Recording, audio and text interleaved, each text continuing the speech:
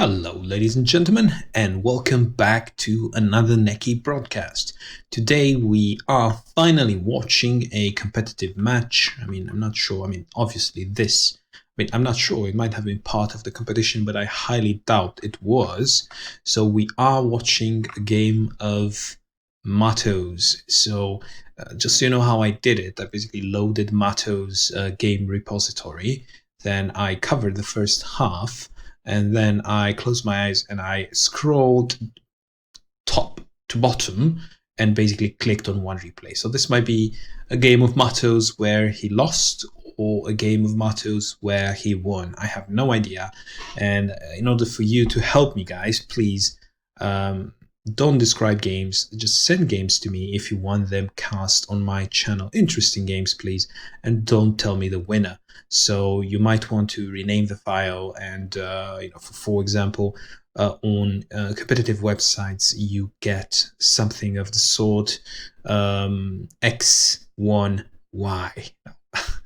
The thrill, at least for me, it's already over when I see X1Y. The game can be still valuable, don't get me wrong. However, it might very well be boring because I am bored when casting it. Never mind. So I'm really happy that at random, without knowing the winner, I actually picked a wonderful game. So this turns out to be a game between Mato and Daniel BR. And on top of that, we are playing Aethermaw, which is an absolutely awesome map. It should be played more. The reason why I personally do not activate it in the map pack is because some players might be put off by it. I should definitely re-enable it. So the idea of Aethermaw is the following. You get the two sides blocked from each other, isolated from each other, and this particular swathe of land in between slowly disappears, therefore uniting the two regions. So it's really interesting. Also, I believe you are able to recruit, for example, on this vortex. So you are able to recruit from here on this vortex, I believe, which will disappear as well. I'm not really sure. We will see. Really excited to see a match here from Mato, really good player. So let us move on. He is Dwarf. I would say dwarves are particularly good on this map simply because it looks like a small map, doesn't it?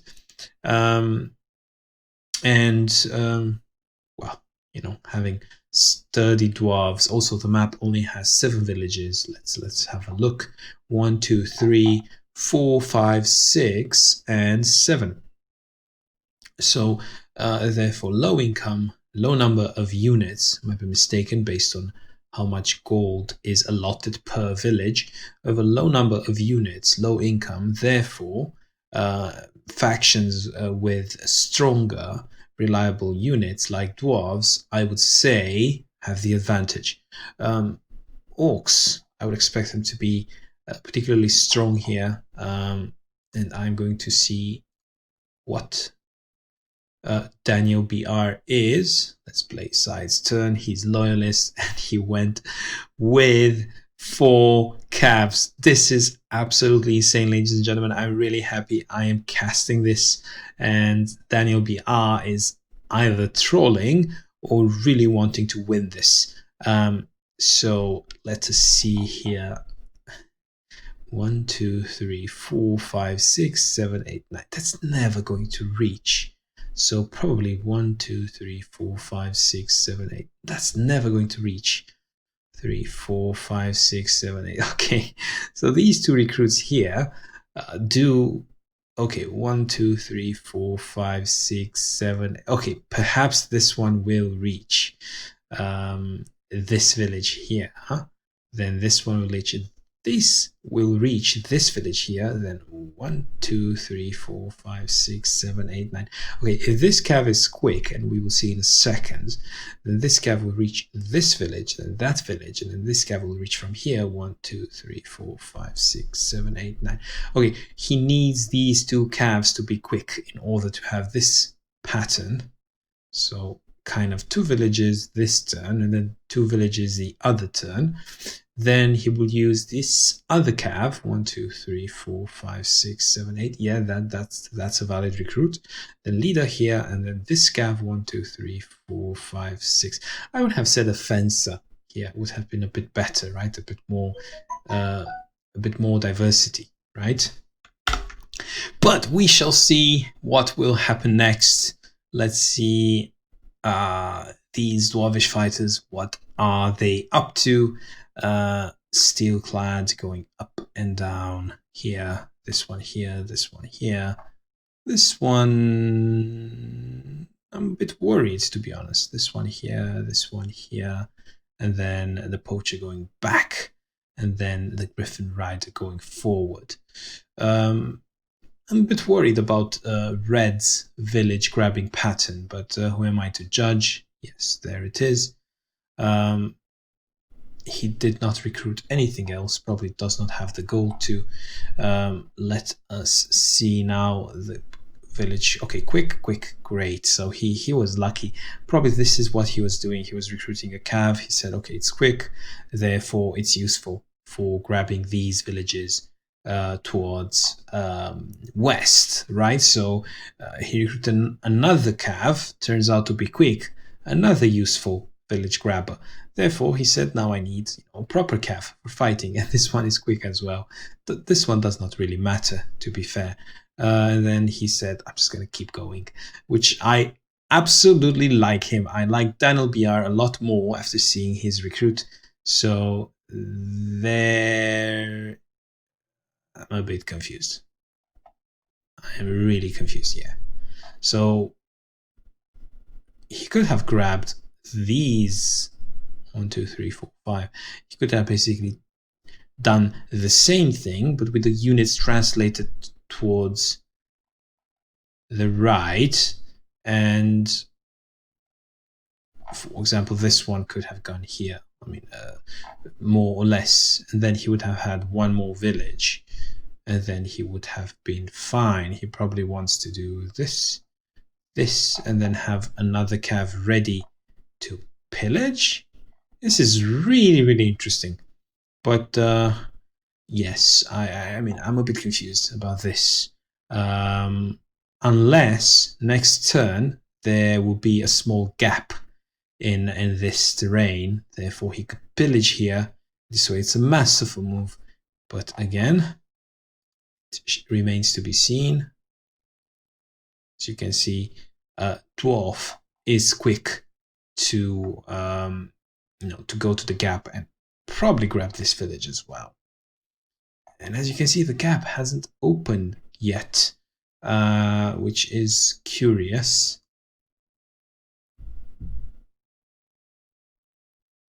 Okay, great. So there is a gap here, open, and there should be another gap here, symmetrical, open. As you can see, this particular cav did not do anything, probably miscalculation from Daniel BR's side. But who am I to judge? He just probably wanted to have a good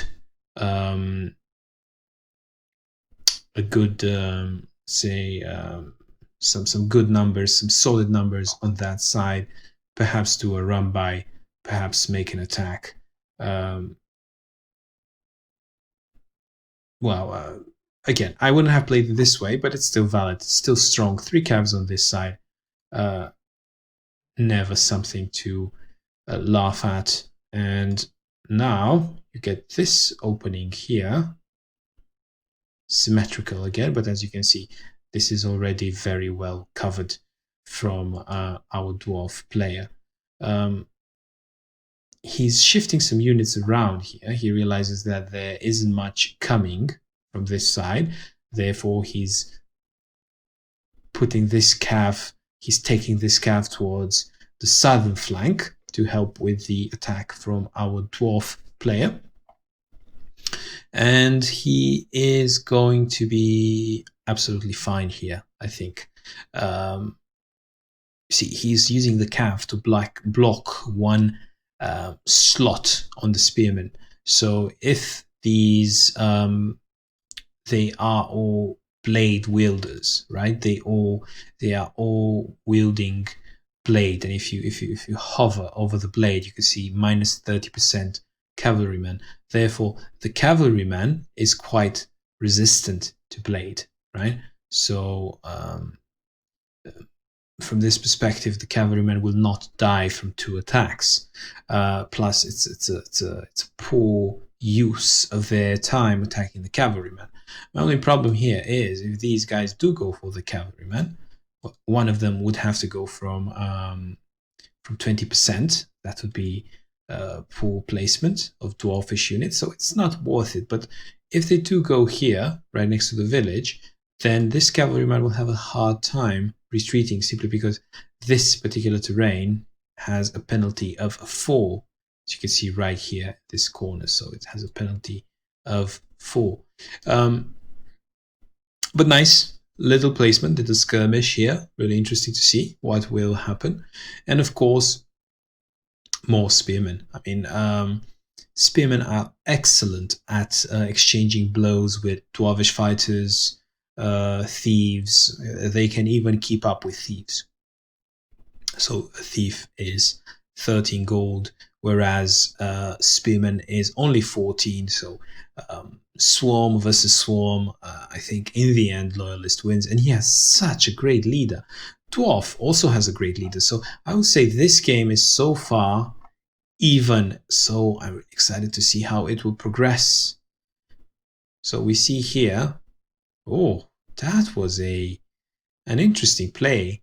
So he probably realizes that 1 cav is gone, therefore this skirmish suddenly becomes 2 versus 2. However, this cav could, I mean, also, as you can see, based on the topology of the map, this cav cannot really zone of control the griffin.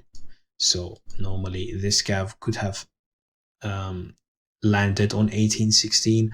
The injured cav could have been on 1818, therefore zocking, zone of controlling the griffin in place. Even if this poacher would have attacked the cavalryman, had he missed only once, then the griffin rider would have had to attack, let's say, 2 units, forced to fight here, killing a cavalryman, one of them injured, probably the griffin injured even more, and there is a strong leader coming. And in the grand scheme of things, a cavalryman is 17 gold, whereas the griffin is 24 gold. So this would have been more or less, in most scenarios, I would say, a poor exchange for Dwarf. However, given the topology of the map and that zone of control is not possible, even if Loyalist decides to fight back, a Griffin Rider could simply run away. What is he going to do? Oh, no. I'm not going to do this. I'm going to pause. So, as we see here, finally, the map on the top side is absolutely collapsed. So the veil of darkness has collapsed, and now Loyalist takes advantage of the fact that there are only 2 units here, right? So I'm going to remove these simply because they are a bit misleading. So as you can see, he is taking care. I mean, he is grabbing this village.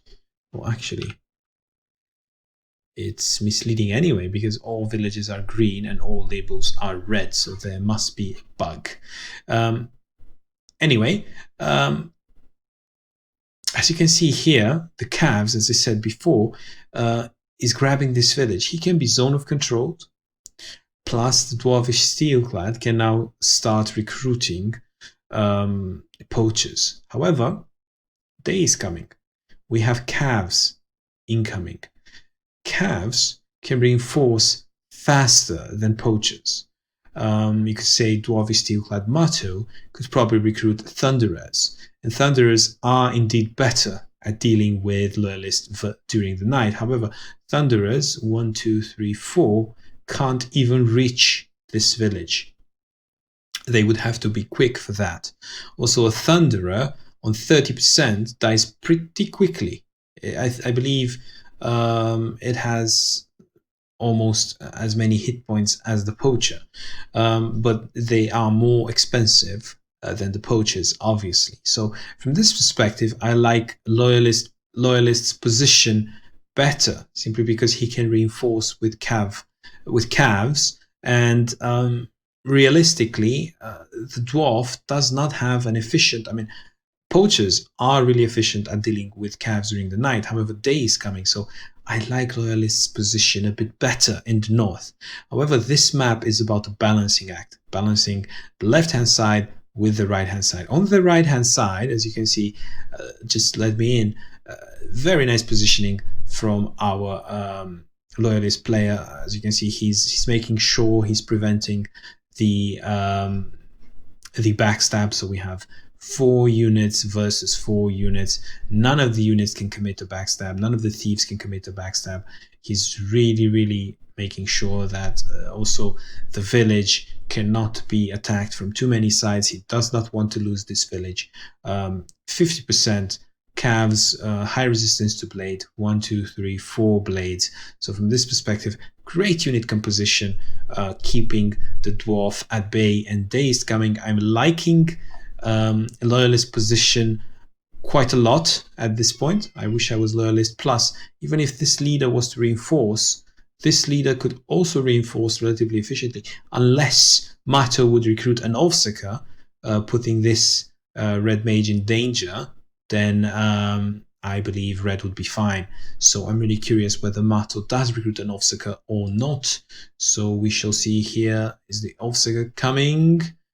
That is quite a lot of damage, actually. I underestimated the power of the poacher at night. It's still night, and we still have one more cycle of night simply because red was first player. So from this perspective, he dealt 3 out of 4 with the poacher, which is, say, a bit, I would say it's reasonable. And 1 out of 2 with the Griffin Rider, it's reasonable. So you saw the damage on the cavalryman. And the next poacher with 5 movement, he can reach the cavalryman, and it doesn't really matter that it's not night anymore, simply because this cavalryman is badly injured.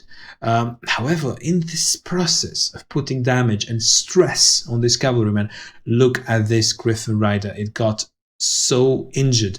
Plus, imagine 3 calves attacking 1 poacher.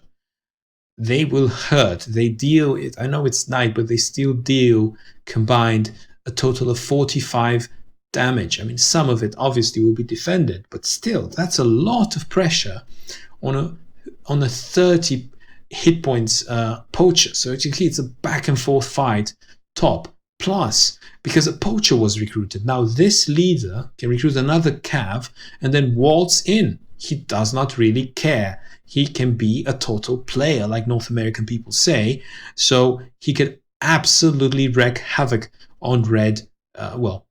Mato's units. Colors are a bit, I don't know what's happening. It's a big bug here, but colors are a bit of a mess at this point. Anyway, what's happening here is basically a stalemate. And he's actually going for the Griffin. He's going for the big prize. He's going for the big risk. I am liking Daniel BR more and more. So I would have personally attacked the poacher. So probably, I mean, he needed, I'm not sure how many hits he needed on the Griffin Rider, but you see how much retaliation damage he got. Now, both these 2 calves are probably, I dare say, they are both dead. And now these 2 calves remaining, it's 2 calves instead of 4. These 2 calves will not be able to do much now. Plus, the leader was not waltzing in. The leader stayed put. I I mean, I like the risk. I like the fact that he went for the 24 gold unit instead of letting that 24 gold unit retreat and heal. Yes, he said, I'm going to lose a cav. Sure, that's fine. As long as I get it to 24 gold unit, not a problem. So it's one way to play it, but as you can see, this can happen. Look at the retaliation, 5 and 9. This is just painful to watch. So suddenly, I think this game has gone in favor of Mato simply with one decision, attacking the Griffin instead of the Poacher. And remember, in terms of the cavalry, the damage dealer, I mean, the bane of cavalry are the Poachers, not the Griffin. The Griffin will be scared to attack the cavalrymen simply because a Griffin attack has the potential of producing a lot of retaliatory damage from the cavalryman. Therefore, I say attacking the Poacher would have been a better idea simply because the Poacher can just chill, relax, and throw arrows from a great distance without even thinking about retaliation. But that's just me. Sometimes it's better, I guess, to go for the high cost target. And there are these calves. Just, I don't know what they are doing. I'm thinking here the whole Loyalist army just had a drunken party right before Aethermaw's walls had fallen, and now they are just going for a ride, screaming "Eha" and shooting their guns up in the air. These placements scream for backstabbing. I mean, yes, cavalrymen are resistant to blade. However, I mean, 2 backstabs on each of these cavalrymen, and I mean, I guess this cav is quite far away, so these 2 thieves would have to basically go for this cavalryman and try to kill it, because look at the guardsman can't reach. However, the guardsman can reach the other cavalryman, and this fighter can reach the other cavalryman as well. So that would be a lot of damage on a cav. Plus this dwarvish fighter, 1, 2, 3, 4, 5, could retreat and cover this village. So this would be a lot of damage on these 2 calves. Sure, there will be retaliation, but I'm not really sure. I'm just going to play a single move here. Okay, so he's going for the calves. Like I said, he's going for the double backstab. Oh, that is one. I mean, that cav is really quick on his feet. He was able to dodge most of those hits, and he's able to deal a lot of damage back. This is simply pure cav power. I don't know how to call it otherwise. So now these thieves are in a terrible position. As you can see, instead of attacking the other cav, he's being a bit more conservative, making sure that calves can't really run around freely. And of course, from this position, he can still reinforce here, unless this cav goes to this, but then he would go into the leader. It's just all over the place. Momentum swings both left and right, and Daniel BR is willing to take a lot of risks. It did not pay off here, but it paid off here, I would say. Now he can get 2 thieves. He can kill 2 thieves, and he has more army coming in. So if he can keep reinforcing with calves, it would be really interesting to see. So I'm going to play a single move here, going for the cav, and then going from the cav from the village. This is just painful to watch. He should have definitely not gone for the griffin, as I said. And another poacher, why not? He has just killed 2 calves. He's seeing the fact that Daniel BR is kind of stuck recruiting calves simply because he took some risks. He was banking on mobility and damage, and now he's in a place where if he transitions into a more classic army, basically his initial recruits would have to wait. They would require some time before they would be able to produce results. Well, 2 calves lost, 2 calves down for Daniel BR. Now, Dwarf should be feeling very good about himself. He could even come here and then recruit one more, I would say, one more poacher. Of course, he does not have the money to, or one more guardsman when the time comes. He has to go. He took too many risks and now he's stuck taking risks. He has to go for the thieves. Okay, so it was not meant to be. That is still 60%. He was lucky before, however, not so much now. And finally, the 60% defense of the thieves is paying off. And these are, ladies and gentlemen, 2 more dead calves. And I believe this is game riding into death. Glorious death, nevertheless. We will remember you, Daniel BR, but I believe this is certain death. Remains to be seen. And he's just pushing calves forward. I'm just having flashbacks of a grunt, of an orc grunt rush at this moment. However, it's just not as effective, simply because calves are more expensive than grunts, and simply because, well, there are a lot of poachers who can, I feel that they could still deal a lot of damage to these calves, or at least slow them down. You see the damage that the guardsman deals, and even the fighter. Again, those were already injured from before, and it's just painful. I'm not sure how many calves died. So 4 calves died gloriously. And why is he retreating? Why is he? I don't agree with this. He should have stayed on this village. 60%, strong resilient poacher. No reason to retreat. Probably he was fearing an attack from 3 calves, sure. But look what is happening here. Basically, these calves disappeared into a meat grinder. Why worry? Just, be happy. Keep exchanging units. You are ahead. Don't agree with this. Let's see what is going to happen here. More units charging forward. Spearmen, calves. Okay, but this is a dead calf. And this is a level 2 poacher, if I've ever seen one. So Mato is happy to prioritize. He's also laughing. He's happy to prioritize kills over temporary villages. And we shall see now a level 2 poacher. However, he did not get the village. Oh, he can get the village if he wants to. Not a problem there. And he can just walk around with this kill squad and just kill calf after calf after calf. Is he really? I mean, this spearman, sure, it's occupying the keep, but our dwarf player could still recruit. Right, so it's not like a game-changing move. Our dwarf player could still recruit from this side, so not really sure what is going on. It might just be a 60% placeholder on his way to the villages. So, as you can see in the comments from the observers, on most maps I prefer killing over dying. So, yes, it's a bit of an all-in strategy from Daniel BR. However, he did get one village here.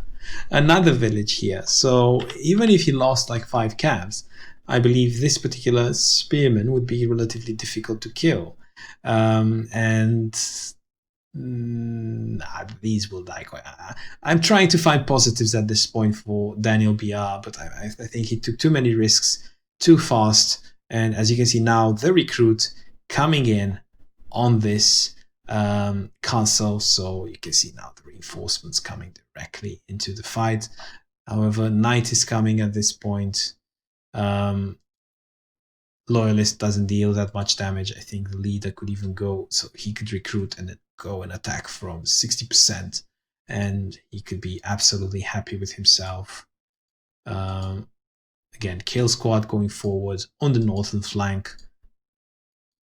He should just push them forward. Don't really mind the positioning. And there it is.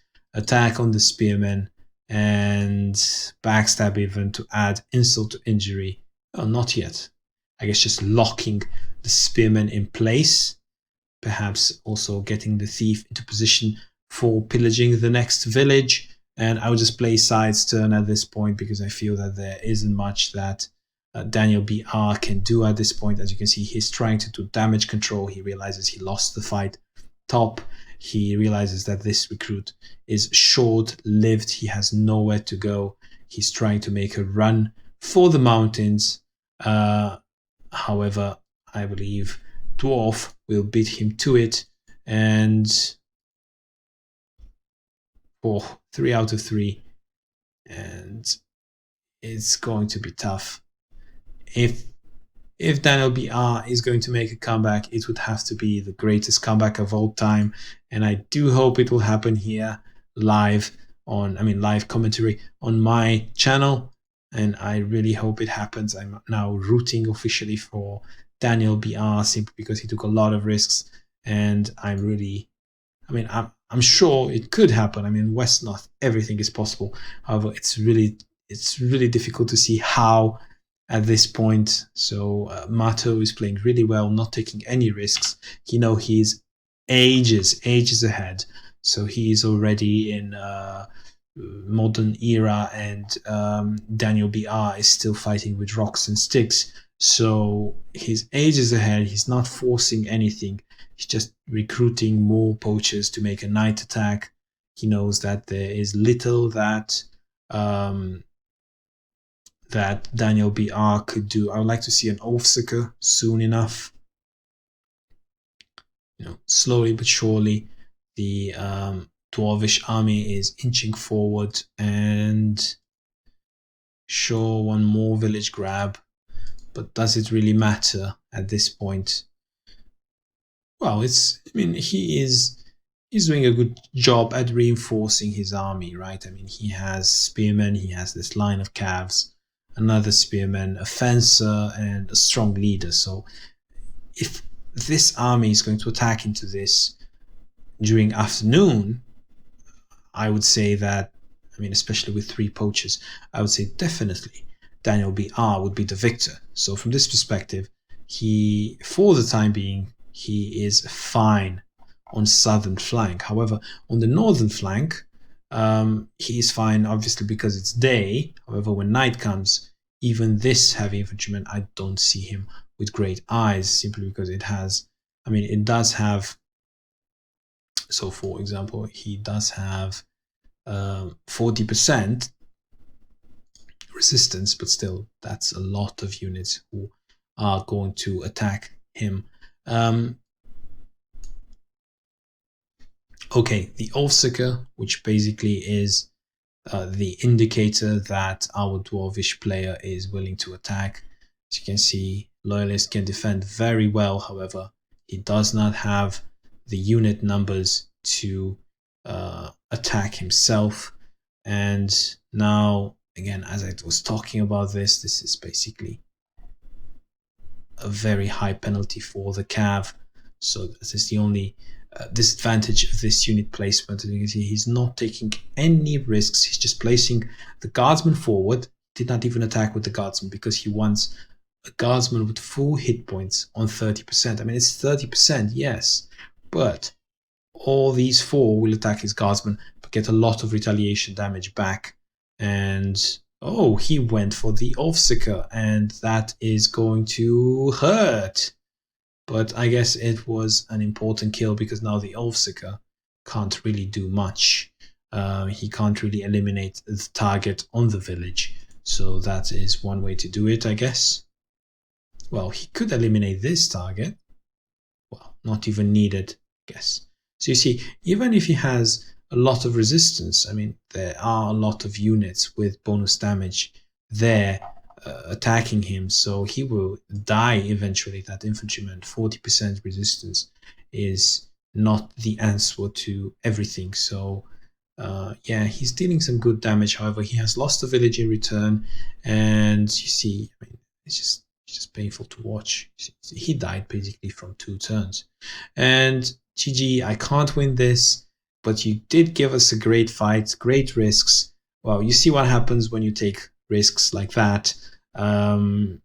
It was really interesting. I was really excited about the Cavs. I would say attacking the Griffin Rider here it all went downhill from there. Going for the poacher instead would have been much more interesting because he would have had medium hit point calves versus an almost dead poacher. And the griffin would have been hesitant to attack because the griffin could have died from the retaliation. Instead, he took the kill on the griffin, and then he had to deal with full HP poachers while having low HP calves because the griffin did a ton of damage in retaliation. Anyway, I hope you guys liked it, and I shall see you, ladies and gentlemen, later.